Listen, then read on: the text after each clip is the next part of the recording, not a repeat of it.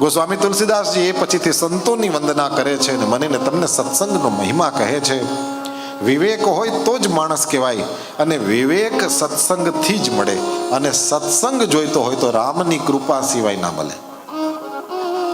સત્સંગમાં પહોંચી જવું એક બાબત, સત્સંગ સાંભળવો બીજી બાબત, સત્સંગ સમજવો ત્રીજી બાબત. જે સમજાણું છે એના ઉપર કંઈક આચરણ કરવાની મહેનત કરીએ કે તને ભાઈ આ સૌથી અઘરું છે. કારણ કે આચરણમાં લઈ આવે ત્યારે તમે બધા ભલે ખેતી ના કરતા હો પણ સમજી જશો, બીજને ભૂમિમાં નાખે એટલે ઉગે તો વાવ્યું કહેવાય, નહીં તો દાટ્યું કહેવાય. રાઈટ? દાટવામાં સેમ ક્રિયા છે અને વાવવામાં પણ સેમ ક્રિયા છે.